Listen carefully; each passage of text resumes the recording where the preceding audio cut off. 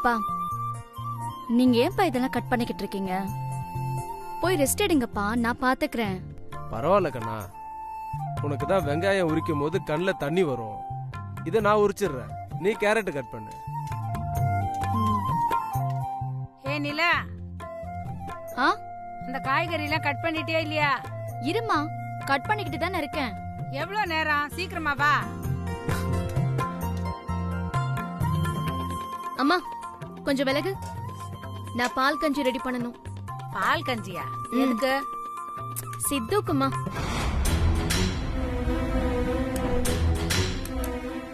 ஆமாம்மா, சித்துவால காரமா எதுவும் சாப்பிட முடியாதுல்ல, அதான் அவனுக்காக பால் கஞ்சி செஞ்சு ஹாஸ்பிட்டலுக்கு எடுத்துட்டு போறேன்.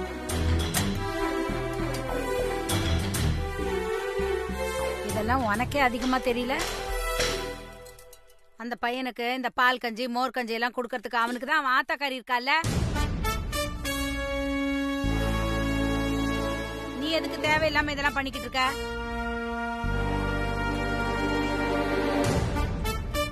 உன்னதாண்டி கேக்குறேன், நீ எதுக்கு இதெல்லாம் பண்ணிக்கிட்டு இருக்க? மா ப்ளீஸ் மா, நான் எத்தனை வாட்டி சொன்னாலும் ஏன் தான் உனக்கு புரிய மாட்டேங்குது அப்படின்னு தெரியல. நான் இப்போ உயிர் வாழ்றதுக்கே காரணம் சித்து தான்மா.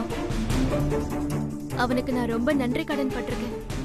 அதுக்கு பரிகாரமா அட்லீஸ்ட் நான் அவனுக்கு இந்த உதவி கூட பண்ணக்கூடாதா? நிறுத்துறே. எப்ப பார்த்தாலும் இது வரைக்கும் ஒரு 1000 தடவை சொல்லிருப்பேன், நன்றி கடன் பட்டிருக்கேன், நன்றி கடன் பட்டிருக்கேன்.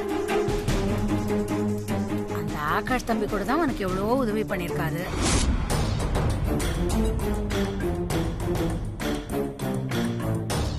கல்யாண பேச்ச ஆரம்பிச்சதுல இருந்து ஆகாஷ் தம்பி உனக்கு எவ்வளவு உதவி பண்ணிருக்காரு. ஏன் மத்ததையெல்லாம் விடு, நீ இப்ப ஆக்சிடென்ட் ஆகி ஆஸ்பத்திரியில படுத்த படுக்கையா இருந்தப்ப கேட்காமலேயே அந்த ஆகாஷ் தம்பி தாண்டி உனக்காக ஆஸ்பத்திரிக்கு பணம் கட்டினாரு. உனக்கு மட்டுமா, அந்த சித்துவுக்கு கூட ஆகாஷ் தம்பி தான் பணத்தை கட்டியிருக்காரு. ஏன் பத்தாததுக்கு அந்த பையனுக்கு ரத்தம் கூட கொடுத்திருக்காரு.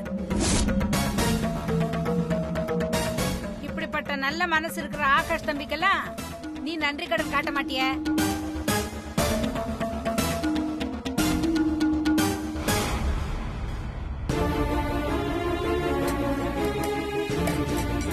ஏண்டி, உங்ககிட்டதான் பேசிக்கிட்டு இருக்கேன், பதில் சொல்லு. யார் யார்கிட்டயோ காட்டுற நன்றி கடன் எல்லாம் ஆகாஷ் தம்பி கிட்ட காட்டினா குறைஞ்சு போயிடுவியா நீ? மா, இப்ப எதுக்கு சம்பந்தமே இல்லாம ஆகாஷ் ஆகாஷ்னு கத்திக்கிட்டே இருக்க? எனக்கு டைம் ஆச்சு, கொஞ்ச நேரம் பேசாம இரு.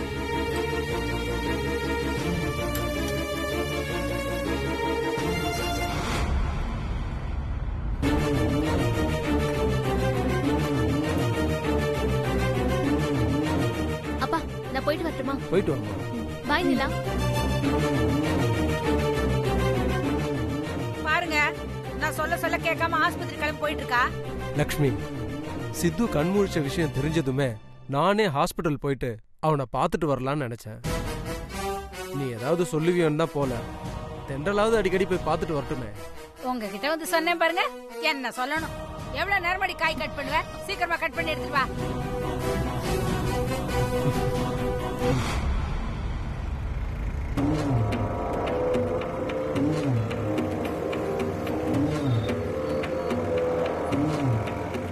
தென்றலை மீட் பண்ணலான்னு வந்தா அவன் எங்கேயோ கிளம்பி போயிட்டு இருக்கா. காலங்காத்தால இவ்வளவு அவசரமா எங்க போறா?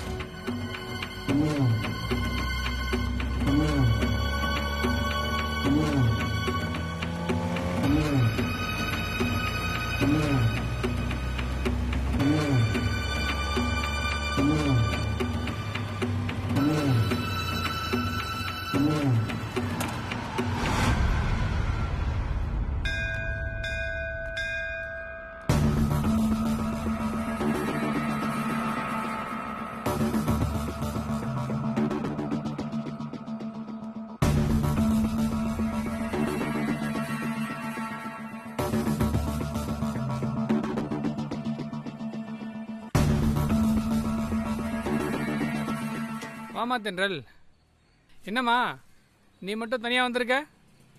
உன் கூட உன் உட்பி வரலையா?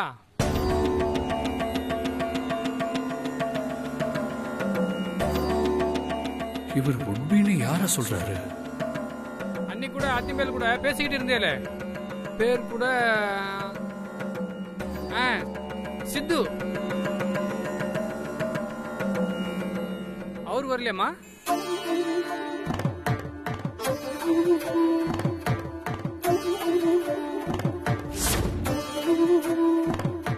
உன் கையால உன் சம்சாரத்தோட நெத்தியில குங்குமத்தை வச்சு விடுப்பா.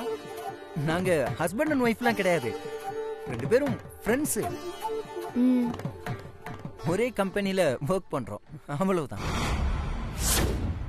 சாரிம்மா, அவர் உண்மை இல்லைல்ல? வெறும் ஃப்ரெண்டு தான் அன்னைக்கே சொன்னார்ல, நான் தான் மறந்துட்டேன், தப்பா எடுத்துக்காதீங்க. உன் ஃப்ரெண்டு இன்னைக்கு வரலையா?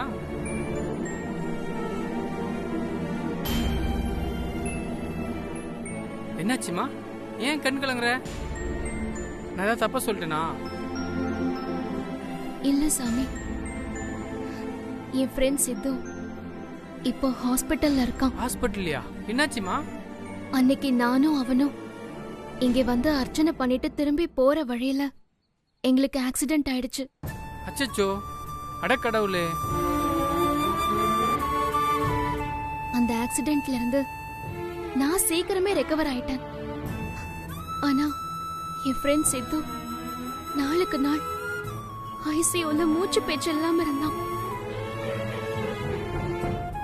அதுக்கப்புறம் கடவுள் புண்ணியத்துல நேத்துதான் ஓரளவுக்கு கான்சியஸ் வந்து கண் முழிச்சான். ஆனாலும் அவன் இன்னும் முழுசா குணமாகல, ஹாஸ்பிட்டல்ல தான் இருக்கான். அதான் அவனை கண்முழிக்க வச்சதுக்காக கடவுளுக்கு நன்றி சொல்லிட்டு இருக்க. அப்படியே அவன் சீக்கிரம் முழுசா குணமாகணும்னு அவன் பேர்ல அர்ச்சனை பண்ணிட்டு போலான்னு வந்திருக்கேன். பிரார்த்தனை நிறைவேறும். கடவுள் சீக்கிரமே அந்த தம்பியை பூரணமா குணப்படுத்திடுவார், நீ கவலைப்படாத. அந்த பையனோட ராசி நட்சத்திரம் தெரியுமா? தெரியும் சாமி.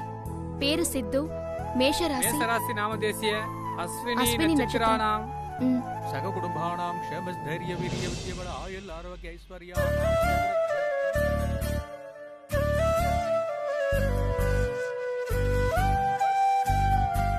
கடவுளே, முதல்ல சித்துவ கண்முழிக்க வச்சதுக்காக ரொம்ப நன்றி. ஆனா சித்து என்ன பாவம் பண்ணா? அவனுக்கு ஏன் இவ்ளோ பெரிய தண்டனை கொடுத்த? அன்னைக்கு என் பிறந்த நாளைக்கு அர்ச்சனை பண்றதுக்காக தானே சித்து என்ன இடத்துக்கு கூட்டிட்டு வந்தான். அது அவ்வளவு பெரிய குத்தமா? அதுக்காகவா நீ அவனுக்கு இவ்ளோ பெரிய தண்டனை கொடுத்த? அதுக்கு நீ பேசாம அந்த ஆக்சிடென்ட்ல என்ன சாவடிச்சிருக்கலாம். அதை விட்டுட்டு நீ எதுக்கு சித்துவ தண்டிச்ச? சித்து ஹாஸ்பிட்டல்ல மூச்சு பேச்சு இல்லாம இருந்த ஒவ்வொரு நிமிஷமும் நான் செத்து செத்து பொழைச்ச. ஒருவேளை கடைசி வரைக்கும் அவனுக்கு கான்சியஸ் வராம அவன் உயிருக்கு மட்டும் ஏதாவது ஆயிருந்துச்சு, அந்த நிமிஷமே நானும் செத்துருப்பேன். ஏன்னா சித்து எனக்கு அவ்வளவு முக்கியம். என்ன பெத்தது என் அப்பா அம்மாவா இருந்தாலும் எனக்கு இப்ப உயிர் கொடுத்தது சித்து தான். அதான் நான் சொன்னேன், அவன் உயிருக்கு ஏதாவது ஆயிருந்துச்சுன்னா நான் சத்தியமா ஏன் உயிரை விட்டுருப்பேன். சித்து எனக்கு ஃப்ரெண்டு மட்டும் இல்ல, அதுக்கும் மேல அவனை சீக்கிரமா குணமாக்கிடு. என் அம்மா அப்பாவை விட, ஏன் உன்னை விட சித்து எனக்கு ஒரு படி மேலதான். தயவு செஞ்சு சித்துவுக்கு இனிமே ஒரு சின்ன ஆபத்தை கூட கொடுத்துறாத. என்னால அதை தாங்கிக்கவே முடியாது. எவ்வளவு சீக்கிரம் முடியுமோ அவ்வளவு சீக்கிரமா சித்துவை பூரணமா குணமாக்கி அவனை அவன் வீட்டுக்கு அனுப்பிவே. திரும்பவும் பழைய மாதிரி கலகலப்பா சிரிச்சு பேசி சந்தோஷமா நடமாடுற சித்துவ நான் சீக்கிரமா பார்க்கணும். பிளீஸ் என் வேண்டுதலை நிறைவேத்து. என் பழைய சித்துவ என்கிட்ட சீக்கிரமா திருப்பி கொடு ப்ளீஸ். என்ன சித்துவுக்காக தென்றல் எவ்வளவு உருக்கமா வேண்டிக்கிறா?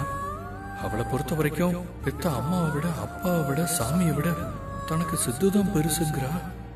இதை எந்த அர்த்தத்துல சொல்றா? ஒருவேளை சிம்பத்தியில தன்னை மாரி தென்றல் சித்துவை லவ் பண்ண ஆரம்பிச்சிட்டாளா?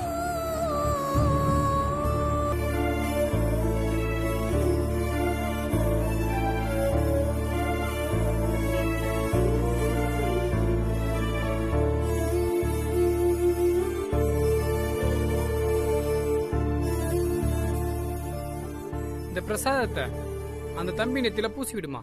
சீக்கிரமே அந்த தம்பி பூரண குணமாயிடுவாரு. கற்பூர நீராஞ்சனம் சமர்ப்பயாமி.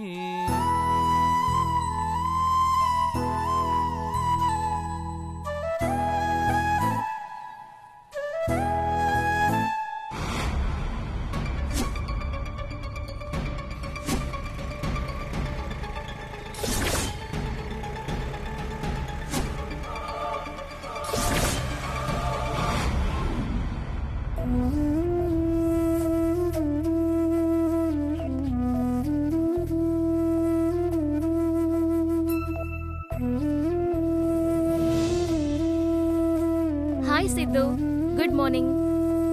Good morning.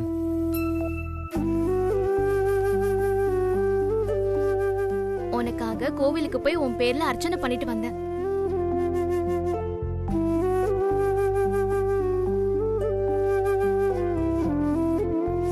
எங்க எழுந்து உட்காரு.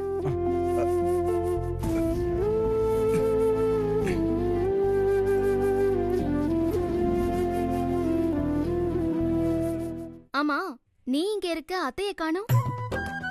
அம்மா இப்பதான் குளிச்சுட்டு வரேன்னு சொல்லி வீட்டுக்கு போனாங்க. ஏய் இரு.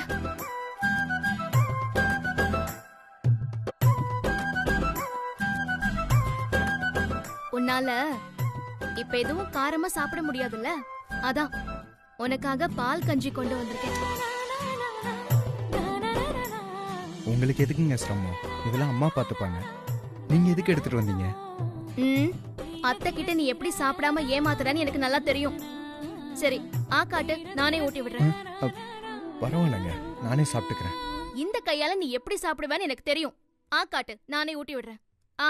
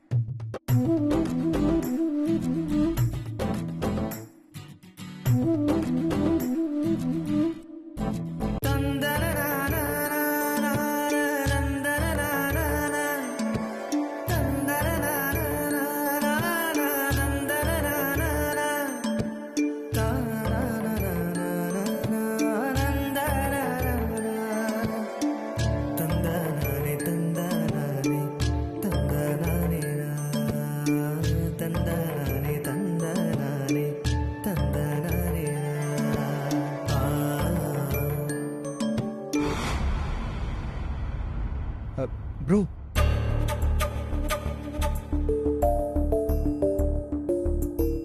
எப்போ வந்தீங்க ப்ரோ? வாங்க உள்ள வாங்க. ஏன் அப்படியே திரும்பி போறீங்க? வாங்க ஆகாஷ். உட்காருங்க ப்ரோ. இல்ல பரவாயில்ல சித்து. இப்போ உடம்பு எப்படி இருக்கு? இப்போ ஓகே தான். வழியில ஒன்றும் பெருசா இல்லை. அப்புறம் எனக்கு ஹாஸ்பிட்டல் பில்லும் கட்டினது இல்லாம நீங்க தான் பிளட்டும் கொடுத்தீங்கன்னு அம்மா சொன்னாங்க. ரொம்ப தேங்க்ஸ் ப்ரோ. ஐயோ தேங்க்ஸ் எல்லாம் எதுக்கு சித்து? உன் இடத்துல நான் இருந்து என் இடத்துல நீ இருந்திருந்தாலும் நீ இதே தான் செஞ்சிருப்ப. ஆகாஷ், நீங்க சித்துவுக்கு பிளட் கொடுத்திருக்கீங்க, எனக்கும் ஹாஸ்பிட்டலுக்கு பில் கட்டிருக்கீங்க. என் அப்பா அம்மாவுக்காக நீங்க இப்படி ஒரு உதவி பண்ணிருக்கீங்க. ரொம்ப தேங்க்ஸ் ஆகாஷ். இல்ல பரவாயில்ல தென்றல். ஒரு நிமிஷம்.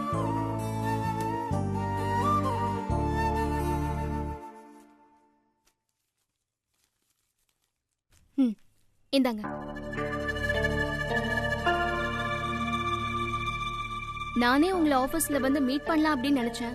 பரவாயில்ல, இங்கேயே உங்களை பார்த்துட்டேன். இந்தாங்க, இதுல 10,000 இருக்கு. பேலன்ஸ் அப்புறமா தரேன். இந்தாங்க. எதுக்கு தென்றல் இந்த பணம்? அதான் இப்ப சொன்னேனே, நீங்க எனக்கும் சேர்த்து ஹாஸ்பிட்டலுக்கு பில் கட்டிருக்கீங்க.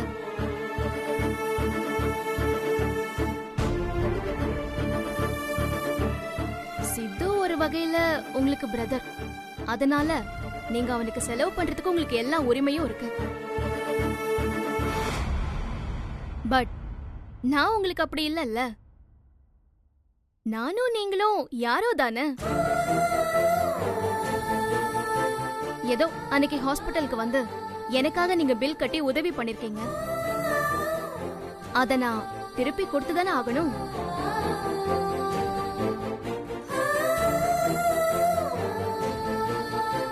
ஹாஸ்பிட்டல்ல நான் கேட்டு விசாரிச்சேன். எனக்காக நீங்க கட்டின பில் அமௌண்ட் 40,000 அப்படின்னு சொன்னாங்க.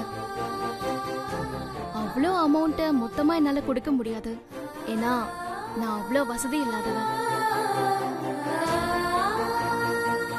அதான் ஒவ்வொரு மந்தும் இந்த மாதிரி 10,000 கொடுத்து கொடுத்து கழிச்சிடுறேன். தப்பா எடுத்துக்காதீங்க. இந்தாங்க. என்ன தென்றல், பணத்தெல்லாம் திருப்பி கொடுக்குற? உனக்காக நான் பில் பே பண்ணக்கூடாதா? நான் என்ன உங்களுக்கு வேண்டாத மனுஷனா? அப்போ நீங்க என்ன எனக்கு சொந்தமா?